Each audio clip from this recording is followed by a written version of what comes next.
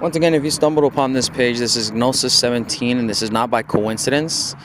I'm basically notifying you in advance that you're possibly living in you are obviously living in a materialistic world. This is the Matrix, and this is a guide GPS map as to how you can protect yourself and assist yourself. Now, through these prayers and mantras, keep in mind too as well, so that way you don't feel bad when you do these prayers and protections with yourself. They don't harm children. They don't hurt anybody at all whatsoever.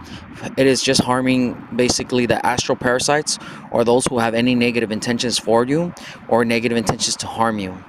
Be mindful and know right off the back that if anybody does take any conscious memory from you or is taking anything from you, you have to be aware of that situation and know right off the back if you wake up in a dream state without remembering anything, or if out of nowhere you were just minding your own business and you weren't harming nobody and somebody just decided to take some form of memory from you, or you just forgot what you were about to say, you have been robbed of your consciousness memory, which is basically your, either one, your celibacy or whatever it is.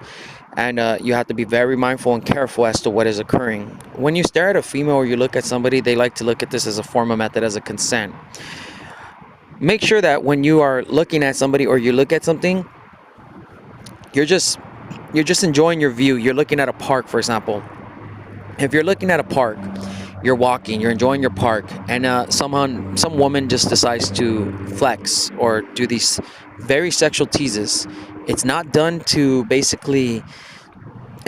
just because. And the funny part about it is, more than likely that woman is either one, married or has a boyfriend, but she will do it with an intent to basically grasp your attention and to basically have you at her fingertips. She wants to basically possess you or control you, or use that to her advantage to assume that she can use credit points to your soul or controlling your body. These archons act on consents, but unfortunately they assume that unconscious consents are consents. However, they have to understand the rules and the concepts as to what an unconscious consent can be like. For example, Exhibit A. If I were to approach a female at the bar, get her drunk, have sex with her while she's drunk, it would not be a consent. That would be considered rape. These archons have to put that to perspective. This is just a metaphor and a figure of speech, of just indication.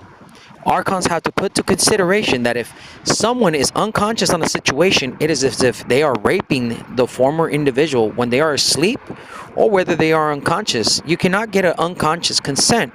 Therefore, it is considered stealing. It is robbery. So for every homeless that is possibly in the street that got robbed, they got raped.